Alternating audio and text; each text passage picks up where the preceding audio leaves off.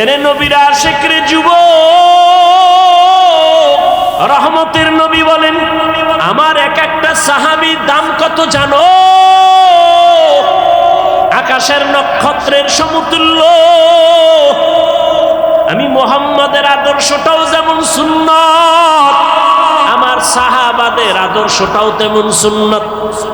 ও দুনিয়ার উম্মতেরা, আমার সাহাবাদের এত দাম, আল্লাহ নিজে খুশি হইয়া বলেন রাদিয়াল্লাহু আনহুম ওয়া রাদু আন, আমিও তাদের উপরে রাজি, তারাও আমি আল্লাহর উপরে রাজি।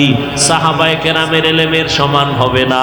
সমস্ত সাহাবাদের ইলম যদি এক জায়গায় করা হয়, রহমতের নবীর সাথে কোনো তুলনা। এবার রহমতের নবীর ইলম কত?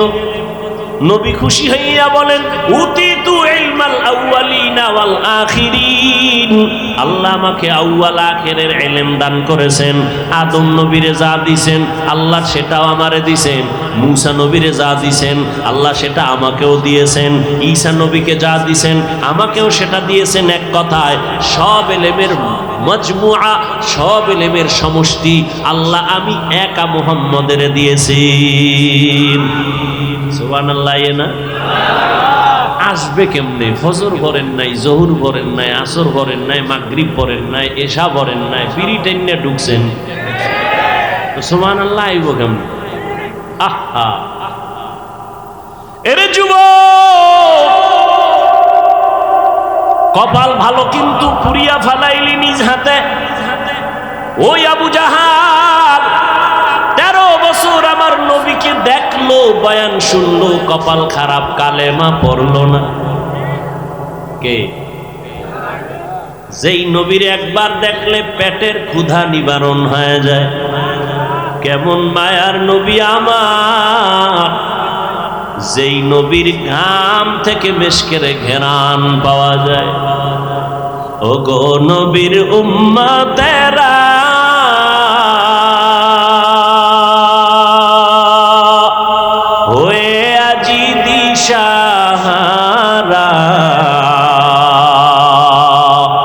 কোরআন হাদিসের চলো যখন যাহা চায় মনে, নবী বিনে কে তারাবে ফুলসিরাত মিজানে, নবী বিনে কে তারাবে ফুলসিরাত মিজানে। এরে নবীর আশিক রে যুবক, তোর কপালের উপরে আমার নবীর কেমন মোহাব্বতের আওয়াজ। নবী বলেন বুড়ারা আমি মুহাম্মদের বিরোধিতা করেছে, যুবকেরা আমার উপকার করেছে। নবীর উপকার করছে কারা? বিরোধিতা করছে কারা? এই মাঠের বুড়ারা নি। ওই সময়ের বুড়া আবু জাহিল্লা নবীর দুশ্মন, আবু লাহাব বুড়া নবীর দুশ্মন, হ্যাঁ, ওতবা বুড়া নবীর দুশ্মন, সাহেবা বুড়া নবীর দুশ্মন, আর যুবকেরা নবী বন্ধু না দুশ্মন? লিখে রাখ, 2 থেকে 300, 400, 500 টাকাও যদি খরচ করা লাগে, একটা পেস্টুন বানাইয়া রাস্তার মোড়ে মোড়ে টানায় দিবি, কথাটা ভুলে যাবি না রে বাবা। আমার জীবনের একটা প্রিয় দাবি তোদের কাছে রেখে যাই যুবকদের। মদিনার নবী বলেন যুবক আমার উপকার করেছে 7 বছর থেকে 11, এর মাঝখানে আমার চাচাতো ভাই হযরত আলী আয়েশা আমার হাতে হাত লাগাইয়া কালেমার পতাকা উড্ডীনের শপথ নিল। 11 বছরের হযরত আলী এতদিন ছিল চাচাতো ভাই, এখন হলো সাহাবী, কিছুদিন পরে হবে জামাতা। কি হবে? রহমতের নবী দোয়া করলেন আনা দারুল হিকমাহ ওয়া আলিয়ুন বাবুহা, আমি মুহাম্মদ হলাম ইলম ও হিকমতের ঘর, আর এই ইলমের ঘরের দরওয়াজা আমার আলী। সুবহানাল্লাহ বলবেন। এলমেরা এজাজু করদন বেহিসাব, খলকে রাদা দন জওয়াবে বাসওয়াব, হক নাদারত দোস্তে খলকা জারেরা, মিস্তে ই খসলত একে দিনদারেরা। হযরত আলীর নবী এমন দোয়া দিছেন, আল্লাহ এলেমের ভান্ডার আলীর জন্য খুলে দিছেন। কেমন ভান্ডার আল্লাহ দিছেন আলীরে। হযরত আলী বলেন, যুবক ভালো করে লিখে রাখো, অন্তরে ঢুকাও। হযরত আলী বলেন, মান আল্লামানি হারফান ইনশাআ বাআ ওয়া ইনশাআ আতাকা। আমাকে একটা অক্ষর যিনি শিক্ষা দিয়েছেন সে আমার মাথার মুকুট। তার মূল্য কত? বলে হযরত আলী বলেন, চাইলে আমাকে গোলাম বানাইয়াও রাখতে পারেন, বিক্রিও করে দিতে পারেন। একটা অক্ষর যিনি শিখাইছেন তার এত মূল্য। বুঝনি রে যুবক বাবা, আজকে মেজাজ দেখাও শিক্ষকের সাথে, আছে না নাই? সাবধান, শিক্ষকের সাথে যারা বেয়াদবি করবি বিচার হবে মরার আগে। মরার পরে না আগে? আল্লাহর কাছে মাপ চাবি, ক্ষমা হবে না। কারণ শিক্ষক যদি ক্ষমা না দেয় আল্লাহ দিবেন না, কারণ এটা বান্দার হক। আমার আব্বা আম্মা আমি হাফিজুর রহমান রে একটা সাইন শিখাইতে পারে নাই, দস্তকাত শিখাইতে পারে নাই। আব্বা আম্মা কলিজা বইরা দোয়া দিছেন, কিন্তু আমার এই চেয়ার পর্যন্ত মা বাবায় দোয়া দিছেন ঠিক, কিন্তু লেখাপড়া শিখাইতে পারেন নাই। কোরআন হাদিসের কথা বলা যিনি আমারে শিখাইছেন তিনি আমার মাথার মুকুট, যিনি আমাকে মানুষ বানাইছেন তিনি আমার মাথার মুকুট। শিক্ষক ওস্তাদ এর এত মূল্য, এক কথায় তিনি আমারে মানুষ বানায় দিছেন। ওই শিক্ষকের সাথে যারা বেয়াদবি করবা কারণে অকারণে, আল্লাহর কসম, আল্লাহর কসম, আল্লাহর কসম, বিচারটা মরার আগেই হবে। মরার পরে না আগে? মেজাজ দেখানোর জায়গা পাও না। মা বাবার সাথে মেজাজ, শিক্ষকের সাথে মেজাজ। আল্লাহ হেদায়াত দান করুন। আর ওজরে বলেন, লিকুল্লি শাইইন জিনাতুন ফিল ওয়ারা ওয়া জিনাতুল মারই তামামিল আদাবি। একজন আল্লাহর ওলি বলেন, প্রত্যেকটা ভালো জিনিসের সৌন্দর্য আছে। মানুষের সৌন্দর্যের নাম হলো আদব। মানুষের সৌন্দর্যের নাম কি? এই জন্য নবীর হাদিস করছি, যে ব্যক্তি নিজেরে ছোট বানায় রাখে আল্লাহ তার মর্যাদা বাড়ায় দেয়, নাকি? তাহলে নবীজির এলেম কত মনে আসেনি? আরে আমি কথা বলেন না কেন? নবী বলেন, আমাকে আউয়াল আখিরের এলেম দান করেছেন। আল্লাহ কয়, ও নবী আপনি এত খুশি, অনেক পেয়ে গেছেন। হ্যাঁ অনেক পেয়ে গেছেন, আউয়ালেরটাও পাইছি, আখিরেরটাও পাইছি, মাঝখানেরটা পাইনি, পাইছি, সব পেয়ে গেছেন। নবী খুশি না বেজা? আল্লাহ কি কয় জানেননি? ও নবী আপনি তো মনে করেন অনেক পেয়েছেন, আপনি জানেননি আমি কি পরিমাণ দিছি? মা উতিতুম মিনাল ইলমি ইল্লা কালিলা। আমি ইলমের সাগর থেকে সামান্য একটু ইলম আপনাকে দিয়েছি। নবী কয় সব পাইছি। আল্লাহ কি কয়? আল্লাহ জবাব দেন, মোনাজাত দিয়ে দিই।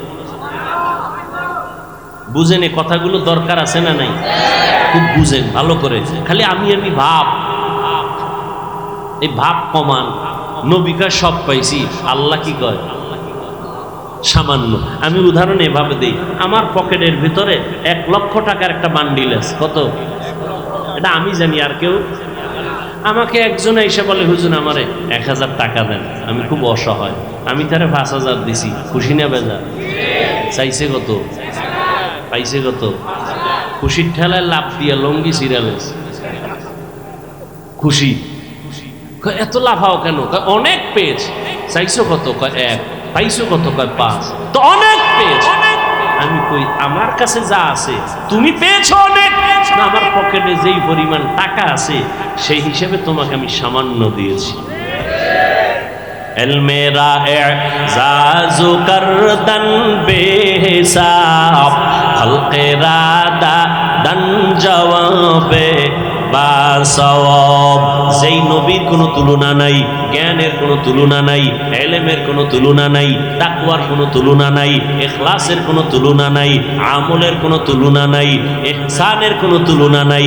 রহমতের নবী এতটা আল্লাহ তাকে সম্মান দিলেন, এতটা মর্যাদা দিলেন, সেই নবীও বারবার মুনাজাত করে দোয়া করে, আল্লাহুম্মা জাআলনি ফি আইনি সাগীরা ওয়া ফি আয়ুনিন নাসি কাবীরা।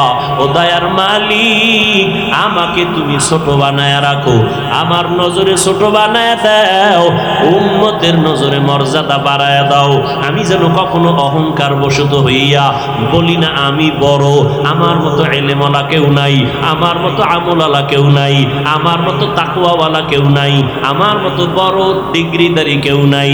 বলে তুমি যত বাহাদুরি করো না কেন, সাহাবাদের সমান হতে পারবা না, মুজাদ্দিদ আলফে সানির সমান হতে পারবা না। যত বড় তুমি দাবি করো না কেন, ও আল্লাহর বান্দা খাজা মুঈনুদ্দিন চিশতি আজমিরির মতো হতে পারবা না, ও আল্লাহর বান্দা কাসেম নানতবির মতো হতে পারবা না, রশিদ আহমদ গাঙ্গুহির মতো হতে পারবা না।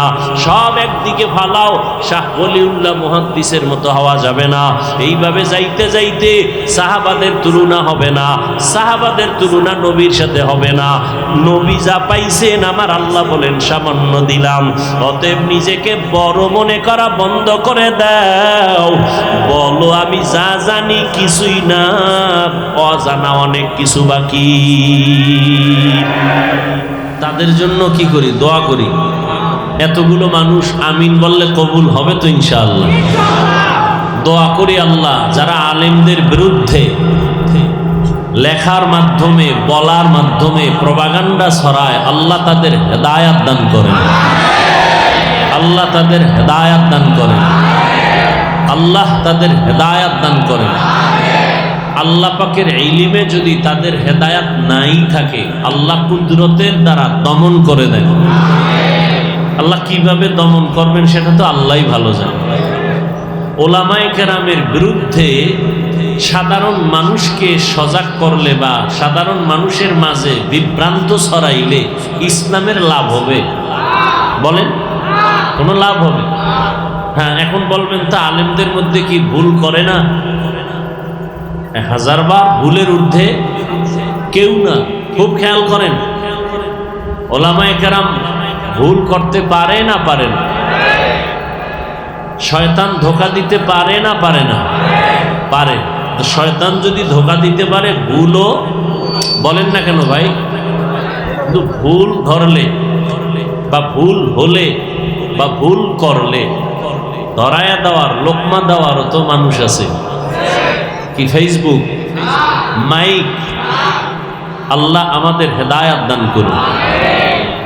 আমি এভাবে উদাহরণ দিয়ে বলি, মসজিদে ইমাম সাহেব নামাজের মুসাল্লায় দাঁড়ানো, পেছনে 100,000 মুসল্লি দাঁড়ানো, নামাজের মধ্যে দাঁড়াইয়া ইমাম সাহেবের ভুল হতে পারে না পারে না? যদি ইমাম কেরাত ভুল পড়ে তাহলে কি করতে হবে বলেন? লোকমা দিবে। বলেন কি দিবে? লোকমা দিবে। তো লোকমা দিবে, লোকমা যদি চায়ের দোকান মসজিদের পাশে আছে না নাই, ইমাম সাহেব বক্সে কেরাত পড়তেছেন, কেরাতের আওয়াজ চায়ের দোকানওয়ালা শুনতেছেন, ওখানে যারা দোকানে বসা আছে নামাজ পড়ে না তারাও শুনতেছে। ইমাম যে আলহামদু সূরায় কথার কথা ভুল পড়তেছে এটাও শোনা যাচ্ছে। শুই না যদি চায়ের দোকানওয়ালা লোকমা দেয় হবে? যদি লোকমা দেয়, দেওয়াও জায়েজ নাই, আর ওই দোকানওয়ালার লোকমা ইমাম সাহেব নিলেও জায়েজ হবে না। লোকমা দিতে হবে, ইমাম লোকমা নিবেন, দেওয়ারও লাইন আছে, নেওয়ারও। নামাজের ভেতরে যে আছেন সে লোকমা দিবেন, তো নামাজের মধ্যে তো 100,000 মানুষ, কে দিবেন? বা ইমামের পেছনে একজন আলেম দাঁড়াবেন, বিচক্ষণ বুদ্ধিমান ব্যক্তি, অন্তত কোরআন বুঝে, কোরআনের ইলম আছে, সে লোকমা দেওয়ার অধিকার বেশি। বুঝাইতে পারছি? তাহলে আলেমরা ভুল করলে লোকমা দিবেন আলেম মুরব্বীরা, কথা ঠিক না? নামাজ নাই, দাড়ি নাই, টুপি নাই, সে যদি লোকমা দেয় তার লোকমা দেওয়াও জায়েজ নাই, আলেমরা ধরাও জায়েজ নাই। আল্লাহ বুঝার তৌফিক দান করেন। আচ্ছা, আমি এখন স্টেজে উঠতেছি, খুব খেয়াল করেন। ঢাকা তো যানজটের বরকত, অনেক আগে আসার কথা, এক জায়গায় বসে রইলাম প্রায় 1 ঘন্টা, জাম ছাড়লো মাত্র 10 মিনিটে চলে আসলাম এই ব্রিজের গোড়া দিয়ে। এরপরে আবার পথ ভুল করে ওদিকে ঢুকছে, দুইকে আইসি ওই মাথায়, হ্যাঁ নয় এখান থেকে আবার কেমনে আসবো। আবার 2টা লোক আমাদের এই মাহফিলের কর্তৃপক্ষ না, ওরা খুব কষ্ট করে আমাদেরকে ওদিক দিয়া ঘুরায় নিয়ে এরপরে পিছনে নিয়ে আসে। খায়ের মানুষ বিচার করে উপরের হালাত দেখে, আল্লাহ বিচার করেন কলব দেখে, অন্তর দেখে। এই জন্য আমরা উপর দিয়ে দেখলে সইতে পারি না। আল্লাহকে আমি তো ভিতরের খবরটা জানি, আমি ওইভাবেই বিচারের আওতায় নিয়ে আসি। তো বলতেছিলাম আমি স্টেজে উঠতেছি, পেছনে মানুষ আছে না নাই? সবাই হাত বাড়াইছে, আমার সাথে হাত মিলাবে, খুব বুঝেন কিন্তু কি মিলাবে? মুসাফা করো। এটা কি দুশ্মনী না মহব্বত? এখন যদি এই রকম স্টেজে উঠার সময় 2 পার্শ্বে অনেক আল্লাহর বান্দারা দাঁড়ানো থাকেন, আমি যদি এভাবে মুসাফা একজনের সাথে করি তো সবার সাথে করতে হবে না? তাহলে শত ব্যক্তির সাথে যদি আমি মুসাফা করি তাহলে আমার সিরিয়াল, আমার নিয়ম ঠিক রাখা সম্ভব হবে? স্টেজ পর্যন্ত হবে না। কিন্তু এটাকেও অনেকে বিভিন্নভাবে দেখছি, এটাকে কাট করে ভিডিও করে মানুষের কাছে প্রপাগান্ডা ছড়ায়। হুজুর অহংকারের সাথে হাত বাড়ায় না, এত মানুষ হাত বাড়াইলো, হুজুর মুসাফা করলেন না। আর কিছু মানুষ মুসাফা করে হাত বাড়ায় শুধু ছবি তোলার জন্য। মোবাইলে কি জন্য? আল্লাহর জাতের কসম, ছবি তোলার জন্য হাত বাড়ায় মুসাফা করলে ছবি হবে, সওয়াব হবে না। আর আমি ওয়াদা করছি, ছবির জন্য যারা হাত বাড়ায় মুসাফা করবে আমি টের পাইলে ওকে হাত বাড়ায় দিব না। এটা আমার ওয়াদা। ফাঁকে ফোঁকে দিয়ে এটা ভুলে, কিন্তু জানা সত্ত্বে দিব না যে আমি মুসাফা করলে ছবি তুলবে। এটা যদি আমি টের পাই তো আমি হাত বাড়াবো না। বুঝাইতে পারছি? নাম্বার 3, বাংলাদেশের ভেতরে, এ কথাটা একটু ভালো করে খেয়াল করুন, বাংলাদেশের মধ্যে আমি বান্দা, শুকর আদায়ের স্বার্থে বলতেছি, আপনাদেরকে বুঝাবার জন্য বলতেছি। প্রপাগান্ডা যারা ছড়ায়, না বুঝে ছড়ায়, হিংসার বশীভূত হয়ে ছড়ায়, আমি বান্দা এবং বাংলাদেশের দ্বিতীয় যারা আমার মাথার মুকুট চরমনের হজরতরা সারা, বাংলাদেশের তৃতীয় কোনো, চতুর্থ, পঞ্চম কোনো ব্যক্তি নাই যে দীর্ঘ টাইম কষ্ট করে বয়ান করে হাজার হাজার মানুষের সাথে মোনাজাতের পরে মুসাফা করে। আর কেউ নেই। চরমনের হজরতরা করেন, আমি কষ্ট হলেও মোনাজাতের পরে হাজার হাজার মানুষের সাথে মুসাফা করি। এগুলো দেখেন না? স্টেজে উঠতে শত শত মানুষ হাত বাড়াবে, একজন একটা ধরলে সবারটা ধরতে হবে, না ধরলে ঝামেলা, ধরলেও বিপদ। বিপদ। তাহলে এইরকম পথ হতে হতে অনেক পথ, সঠিক পথের সন্ধান আছে নিরেট ভাবে কোরআন হাদিসে। কোথায় বলেন? কোথায়? কিন্তু কপাল খারাপ, কোরআন হাদিসের আরবি বুঝেন না, পড়তেও পারেন না। এখন কি করবেন? জান্নাতে যাব, পথ চিনি না। পথ আছে কোথায়? কোরআন হাদিসে। কোরআন হাদিস পড়তে পারেন না, এখন কি করবেন? নবীও আসবেন না বুঝাইতে, আবু বকর রাদিয়াল্লাহু আনহু আসবেন না, কোনো সাহাবায়ে কেরাম আসবেন না, তাবেঈন আসবেন না, তাবেঈন আসবেন না, উলামায়ে মুতাকাদ্দিমিন আসবেন না, বড় বড় আউলিয়ায়ে কেরাম আসবেন না। এখন জান্নাতে যাব, এটা ফাইনাল। জান্নাতের সঠিক পথ আমার দরকার, এটাও আমি চাই। সঠিক পথ আছে কোরআন হাদিসে, কিন্তু কোরআনও পড়তে জানি না আরবি, হাদিসেরও আরবি বুঝি না। এখন উপায় কি? স্থায়ী সমাধান একমাত্র উপায়, কিয়ামত পর্যন্ত এই জাতি উলামায়ে কেরামের অনুসরণ করতে হবে। কোরআন সুন্নাহর আলোকে উলামায়ে কেরামকে মেনে চলতে হবে।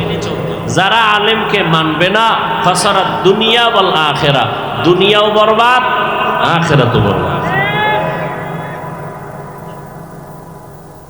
এজন্য ইতিহাস আপনারা জানেন, রহমতের নবী, শেষ নবী,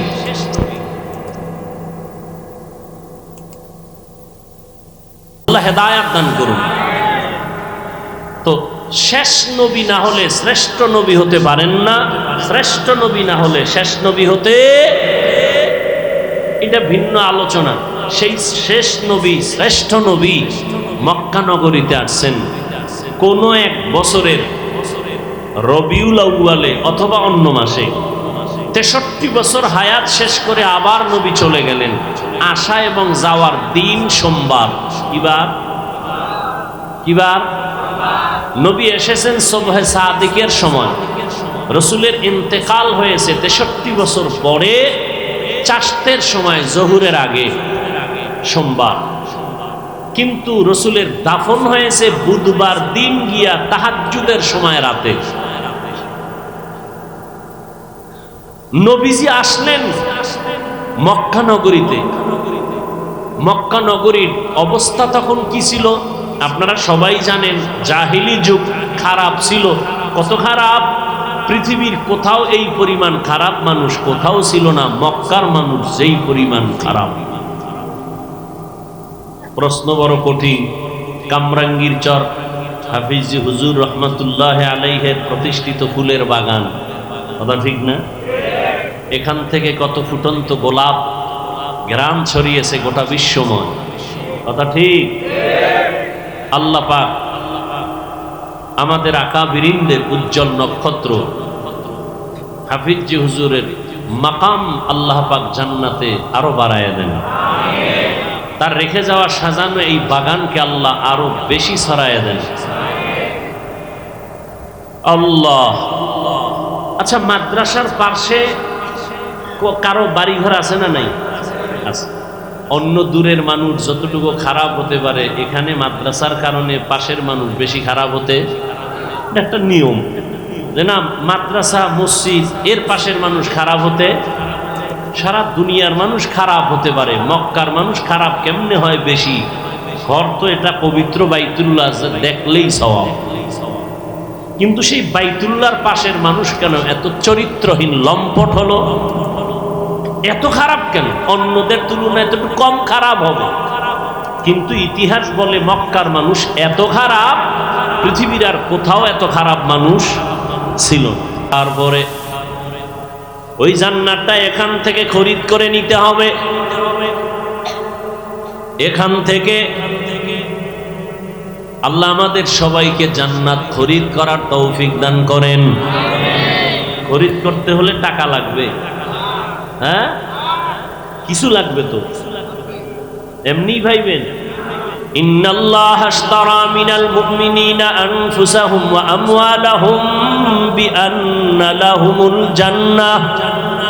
আল্লাহ বলেন, আমি আমার প্রিয় বান্দাদের মধ্যে যারা মুমিন, এদের জান আর মাল আমি কিনে নিয়েছি, বিনিময়ে জান্নাত দিয়েছি। আল্লাহ আমাদের জানমাল নিয়ে নিছেন, বিনিময় কি দিছেন? তাহলে জান্নাত যদি আমরা চাই, বিনিময় জানমাল আল্লাহর। কার? তাহলে আমার কাছে যে জান আছে, মাল আছে, এর মালিক কে? আল্লাহ হলেন আমার জানমালের মালিক। আমি জান্নাতের মালিক। আমি কিসের মালিক? জান্নাতের মালিক। দুনিয়ায় ইবাদত করে কাটাও, পরকালে আল্লাহ জান্নাত দিবেন। কেমন জান্নাত? যদি কামডা ঘটাইয়া যাইতে পারো, আজরাইল আইসা রূহটা নেওয়ার আগে আল্লাহ পাক জান্নাতের ছবিটা দেখায় দিবেন। আতিনা ফি দারে দুনিয়া না হাসান, আতিনা ফি দারে উকবা না হাসান, ইয়া গিয়াসাল মুস্তাগীসিন হদিনা লফতিখারা বিল উলুমে ওয়াল গিনা। যে কথাটা বুঝাইতে চাইতেছি, মক্কার ঘরটা দামি না? কেমন দামি? 1 রাকাত নামাজ পড়বেন, 1 লক্ষ রাকাত নামাজের সওয়াব। একবার বাইতুল্লাহর এরিয়ায় ঢুইকা বলবেন আল্লাহ, কয়বার? 1 লক্ষ বার আল্লাহ বলার সওয়াব পেয়ে যাবেন। সুবহানাল্লাহ। না প্রশ্ন ছিল, এত সুন্দর দামি ঘরের পাশের মানুষ এত খারাপ কেন? বলে কত খারাপ? কয় বাইতুল্লাহ এত দামি ঘর, 360টা মূর্তি ঢুকায় রাখছে, নারী আর পুরুষরা তাওয়াফ করে উলঙ্গ। কেন? আমরা যে কাপড় চুপুর পইরা কত মিশা কথা কই, কত আকাম করি, এদি নিয়া বাইতুল্লাহ কেমনে যাই লজ্জা, এজন্য সব কাপড় ফেলে দাও। বুঝেন না? পাগড়ির ফজিলত শুনে লুঙ্গি খুলে পাগড়ি বানলে এরম হয়ে গেছে। এত সুন্দর ঘর বাইতুল্লাহ, দামি ঘর, আমরা যে বস্ত্র পরি, কাপড় পরি, এটা তো কইরা কত অন্যায় করি। এই অন্যায় পরিহিত কাপড় নিয়ে বাইতুল্লাহ যাওয়া যাবে না। তারা এতটা খারাপ কেন কেন কেন? এর সংক্ষেপ জবাব হলো, এই মানুষগুলো খারাপ হওয়ার পেছনে একমাত্র কারণ তাদের কোনো মুরব্বি নাই। মুরব্বি নাই। মুরব্বির দরকার আছে না নাই? ছেলে লেখাপড়া কইরা শিক্ষিত কুলাঙ্গা, কি শিক্ষিত ছেলে লেখাপড়া কইরা এখন বন্ধু আর বান্ধবীর অভাব নাই। বিয়ে পাশ করার আগে বিয়া পাশ হয়ে গেছে। বিয়ে পাশ হওয়ার আগে কি বিয়া পাশ হয়ে গেছে। বন্ধুর সাথে লাইন করে একটা মেয়েকে চয়েস করে ফেললো। মেয়েটাকে বন্ধু বান্ধব নিয়ে দেখতে গেল মেয়ের বাবার বাড়ি। আপন মা বাবাকে জানায় না। মুরব্বী এগো জিগাইয়ার কি হবে? আমার আব্বা আম্মা দস্তগাত দিতে পারে না, মূর্খ। আমি তো শিক্ষিত সন্তান। ওই মূর্খ মা বাবারে জিজ্ঞাসা করে কোনো লাভ হবে না। কিন্তু মুরব্বীর দোয়া তোমাকে এই পর্যন্ত নিয়ে আসছি। हकीकत से तू दुनिया बेखबर है, दुनिया की नुमाइश पर नजर है। नमी गोयम के आज दुनिया जुदा बाश, बहर कारी के बाशी बा खुदावास। मुरब्बी लागबे नी? আল্লাহ কয় লাগবে, আপনি লাগবে না পাইলেন কই? শুরুতেই কিন্তু বলছি নবী আসবেন না, সাহাবায়ে কেরাম আসবেন না। আসবেন? তাহলে জান্নাতের পথ কেমনে চিনব? আমি তো কোরআনও পড়তে পারি না, আলহামদুও পারি না, বিসমিল্লাহও পারি না, ওযুর দোয়াও পারি না, সালামটা পারে না। কপাল এত খারাপ, সালাম দিতে পারে না। বিএ পাস, আইএ পাস, সালাম আসসালামু আলাইকুম, এই দুইটা শব্দ শিখতে কি মাদ্রাসায় যাওয়া লাগে? এই শব্দটা শুদ্ধ করে পারে না। দুনিয়ার সব পারে, আসসালামু আলাইকুম পারে না। সালাম দে স্টাইল করে সালামাইকুম, মানে তোর উপরে আল্লাহর লানত গজব। হে আবার ঘুরায় খায় ওয়ালাইকুম, তোর উপরেও। কপাল বড় খারাপ। কোরআন হাদিস বুঝবে দূরের কথা, আসসালামু আলাইকুম বলতে পারে না। আবার নাস্তিক একটা ঢাকার শহরে বয়া আওয়াজ দেয়, শুদ্ধ কইরা সালাম দেওয়া জঙ্গির পরিচয়। আরো জোরে, জিন্দেগি মে বন্দগি তু কর নাহি, जिंदगी में बंदगी तू कर नहीं, जिंदगी बे बंदगी शर्मिंदा है, जिंदगी बे बंदगी शर्मिंदा है। একজনে আলেমের বিরুদ্ধে লেখছে, ভালো করছে না খারাপ? এই লেখাটা পাইয়া যে খুশি, ও খারাপ।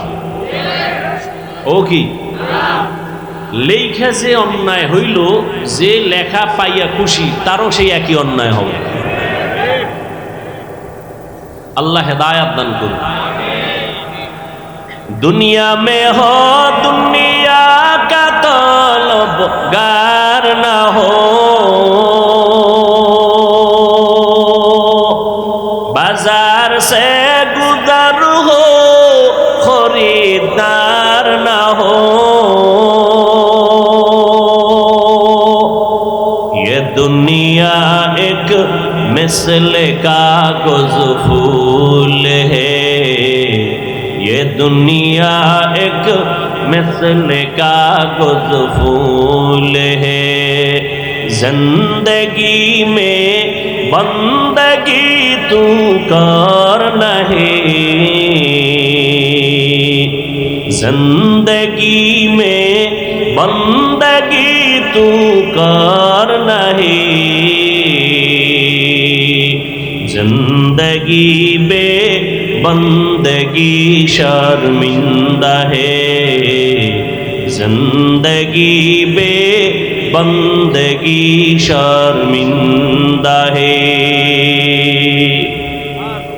কি কথাটা বলতেছিলাম মনে আছে কি?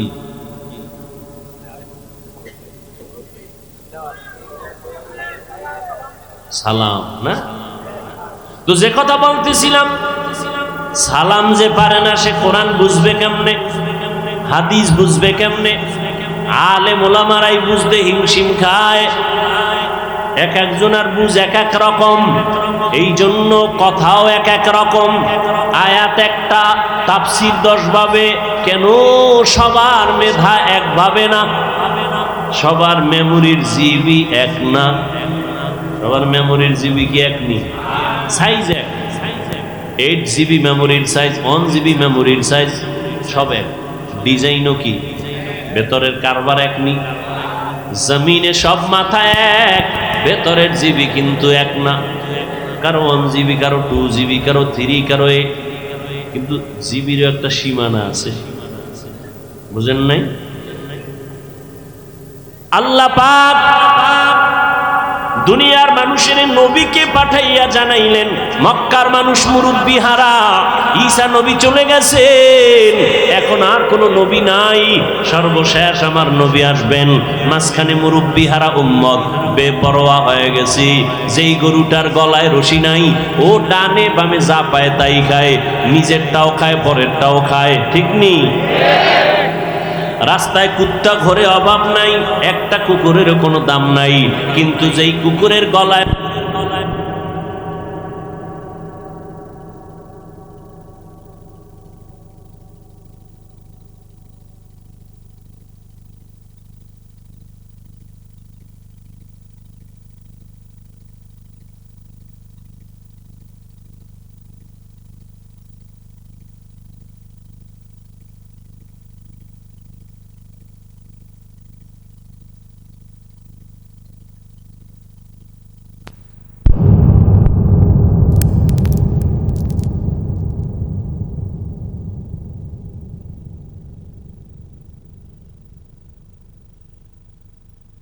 কণ্ঠ নাই, আমার এলেমের মতো আর এলেম নাই।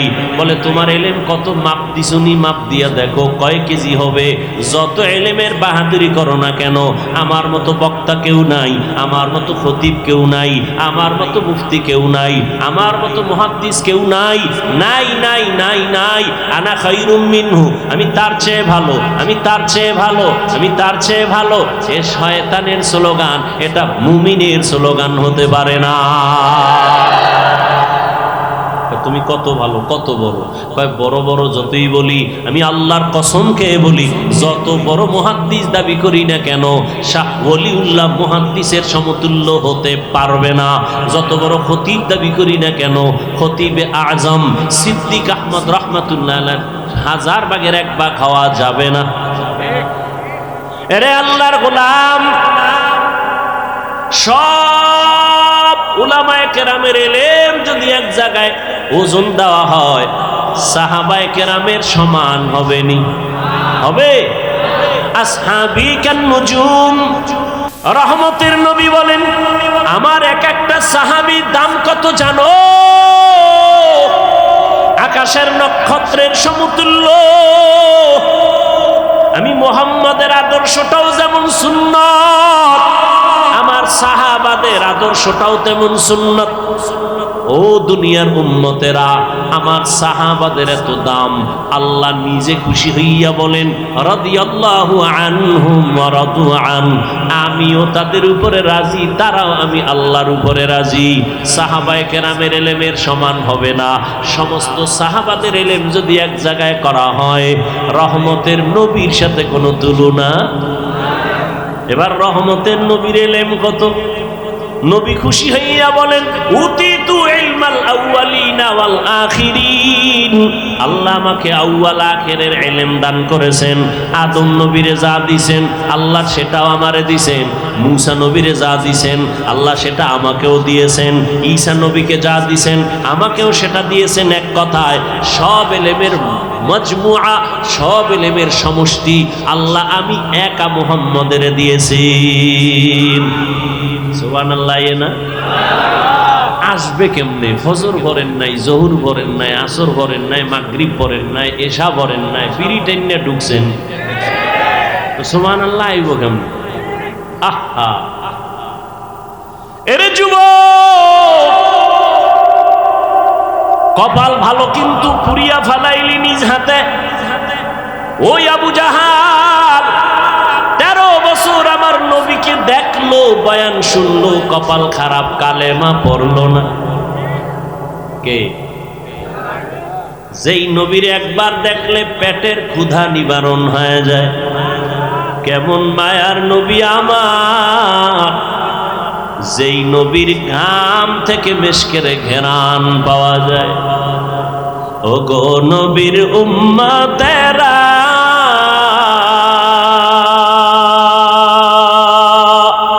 হয়ে আজি দিশাহারা, কোরআন হাদিসের চলো যখন যাহা চায় মনে, নবী বিনে কে তারাবে ফুলসিরাত মিজানে, নবী বিনে কে তারাবে ফুলসিরাত মিজানে। এরে নবীর আশিকরে যুবক, তোর কপালের উপরে আমার নবীর কেমন মোহাব্বতের আওয়াজ। নবী বলেন বুড়ারা আমি মুহাম্মদের বিরোধিতা করেছে, যুবকেরা আমার উপকার করেছে। নবীর উপকার করছে কারা? বিরোধিতা করছে কারা? এই মাঠের বুড়ারা নি। ওই সময়ের বুড়া আবু জাহিল নবীর দুশ্মন, আবু লাহাব বুড়া নবীর দুশ্মন, হ্যাঁ, ওতবা বুড়া নবীর দুশ্মন, সাহেবা বুড়া নবীর দুশ্মন, আর যুবকেরা নবী বন্ধু না দুশ্মন?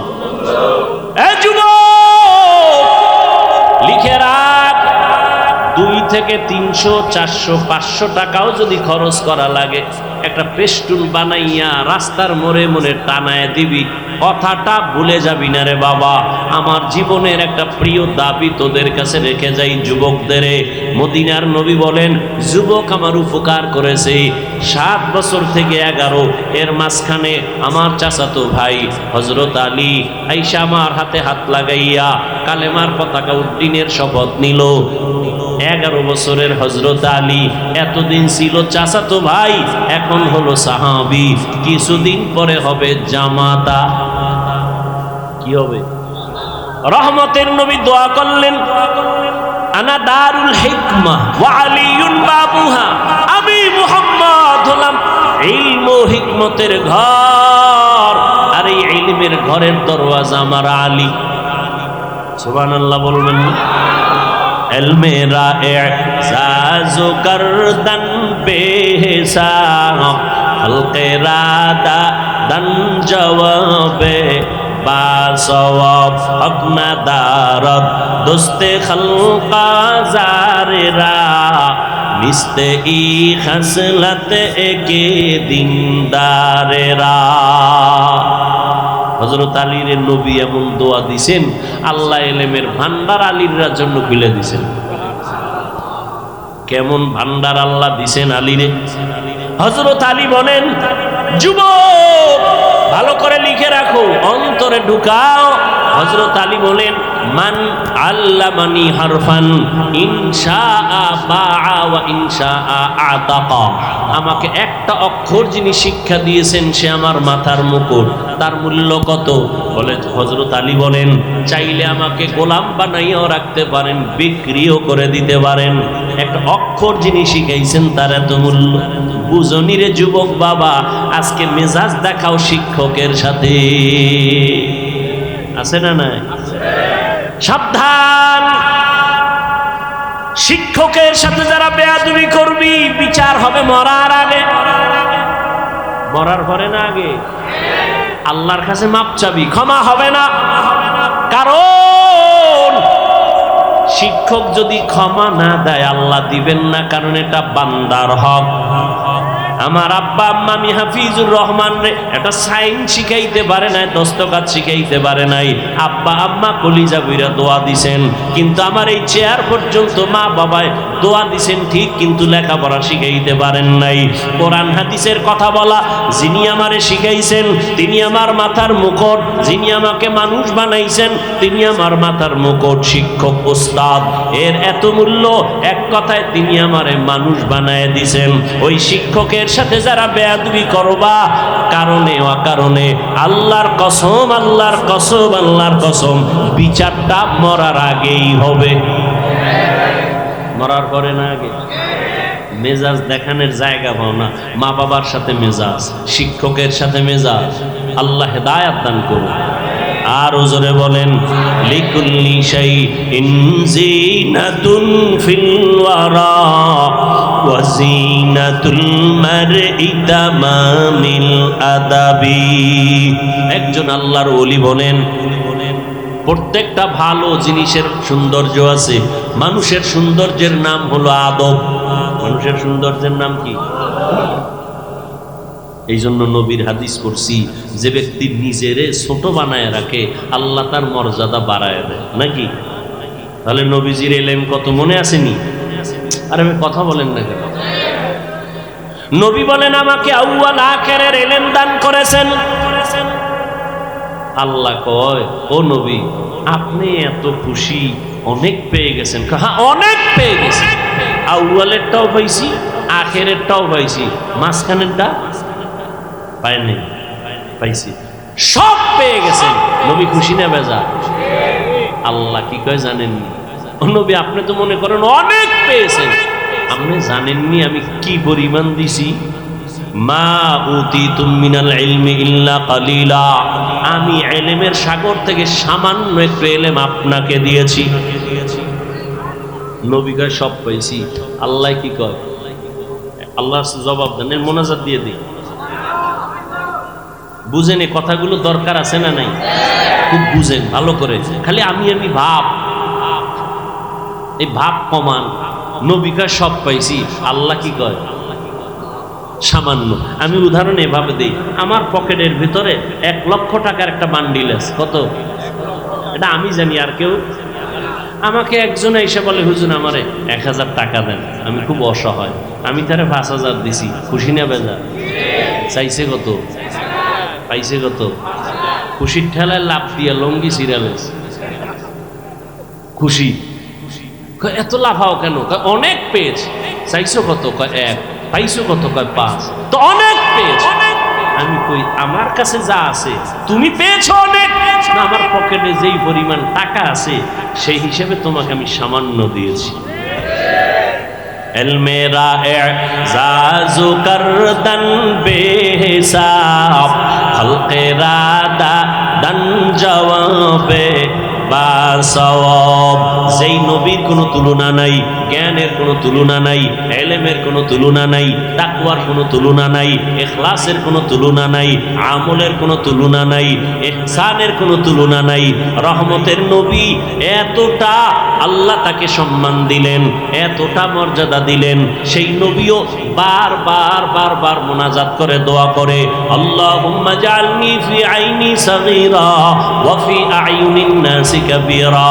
ও দয়ার মালিক, আমাকে তুমি ছোট বানায় রাখো, আমার নজরে ছোট বানায় দাও, উম্মতের নজরে মর্যাদা বাড়ায় দাও।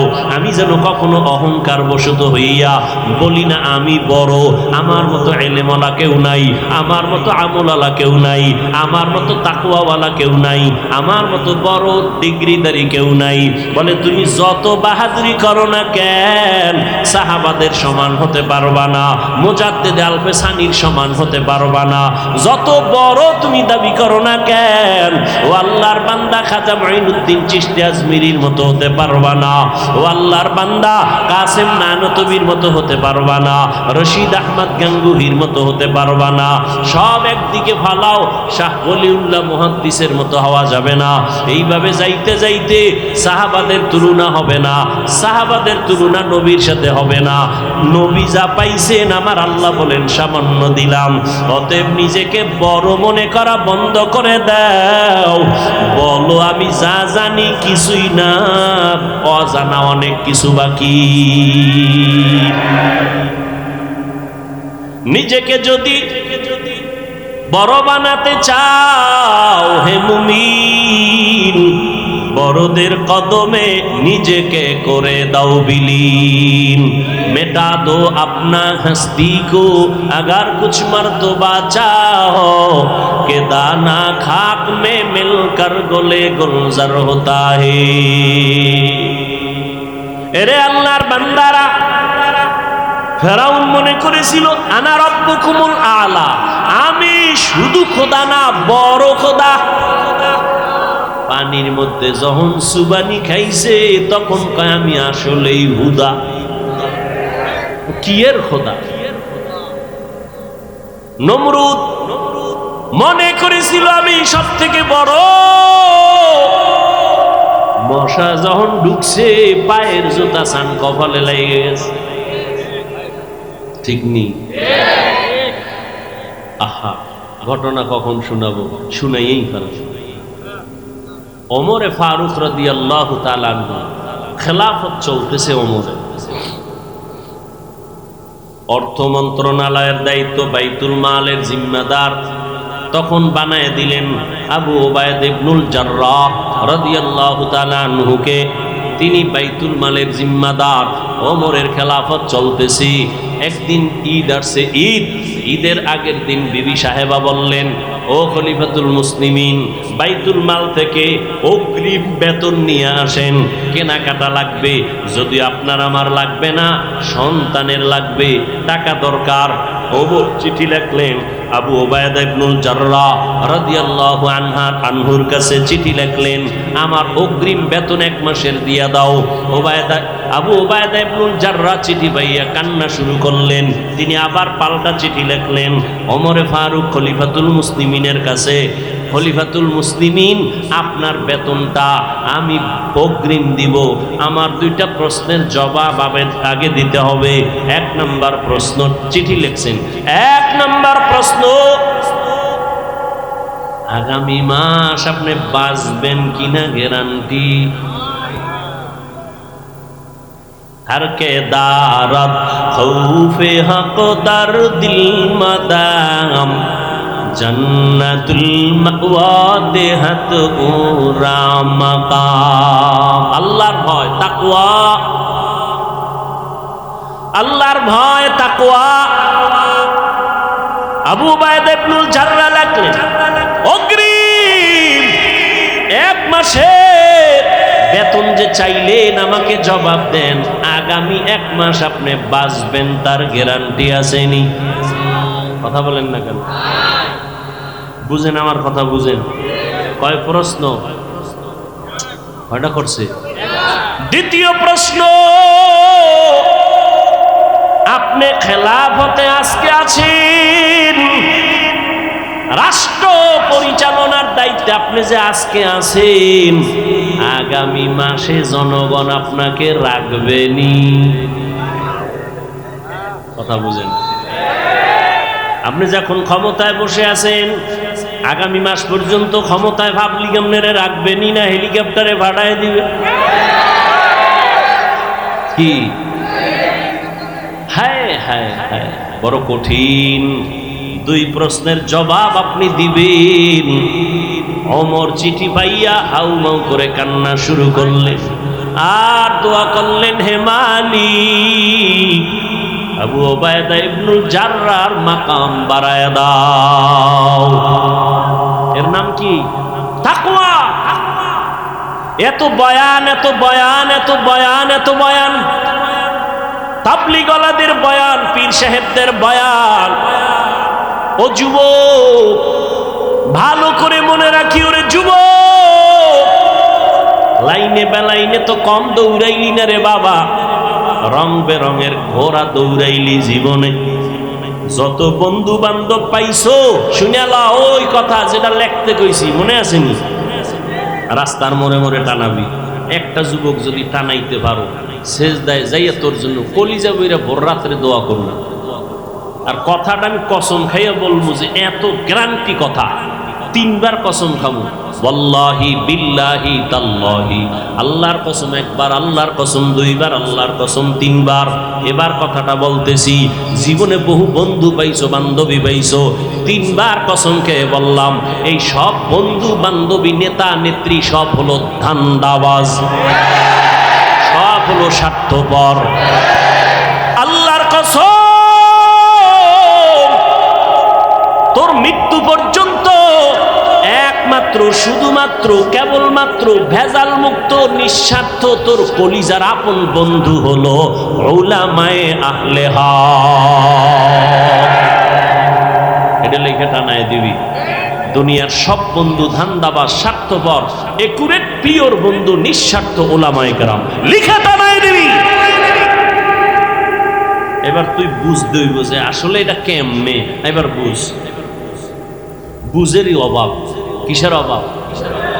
আমি বুঝছি টুপির মধ্যে বরকত, জীবন যাবে টুপি ফালাবো না। তোরে পাও দইরা বুঝাইতেছি, তুই বোঝো না, এই জন্য তুই টুপি মাথায় দিতে চাও না। না দিলে লজ্জা লাগে, তোমার টুপি দিতে লজ্জা লাগে। বুঝ। আমি দাড়ি কাটতে লজ্জা পাই, তুমি দাড়ি রাখতে লজ্জা পাও। তাবলীগওয়ালারা পাও ধরে দাড়ি রাখো, পীর সাহেবরা পাও ধরে দাড়ি রাখো, ওলামায়ে কেরাম পাও ধরে দাড়ি রাখো, দাড়ি লম্বা করো। জুমার খতিব বলে দাড়িটা লম্বা করো। বুঝ নাই, বুঝ হয় না। আমি দাড়ি কাটতে চাই না, তুমি রাখতে চাও না। আমি মসজিদে ঢুকতে আরাম, না ঢুকলে লজ্জা, তোমার মসজিদে ঢুকতে লজ্জা। আমি পর্দা করতে না করলে লজ্জা লাগে, তোমার পর্দা করতে লজ্জা লাগে। অথচ তুমি মুসলমান, আমিও মুসলমান। তোমার আমার আল্লাহ নাকি আলাদা? তোমার আমার নবী, তোমার আমার ধর্ম, তোমার আমার কালেমা, তোমার আমার কোরআন, তোমার আমার কাবা আলাদা। দুনিয়াতে আসছি সিস্টেমও নাকি কামরাঙ্গীর চরের মানুষগুলো লঙ্গি পরে আসছেন। বিদায়বেলা কাফনের সংখ্যা হবে 1। আমি বক্তার জন্য 3 কাফন, আপনি শ্রোতার জন্য 3 কাফন। আমার সম্মানে কেউ একটা কাফন বাড়াইয়াও দিবে না। আপনি গরিব রিক্সা ড্রাইভার মরে গেলে একটা কাফন কেউ কমাইয়াও দিবে না। আমারও 3 কাফন, আপনারও 3 কাফন। মহিলাদের হবে 5 কাফন, কালার হবে আলাদা। হুজুরদের কাফনের কালার একরকম, আপনাদের কাফনের কালার আর এক রকম। হ্যাঁ, তাহলে কাফন হবে সব এক, কিন্তু উপরে লেখা থাকবে বড় হুজুরের লাশ। হ্যাঁ, তাহলে আজকে আমি বড় হুজুর, আমি বক্তা, আপনি শ্রোতা, কত ভাব। আপনি ডাক্তার, আমি রোগী, কত ভাব।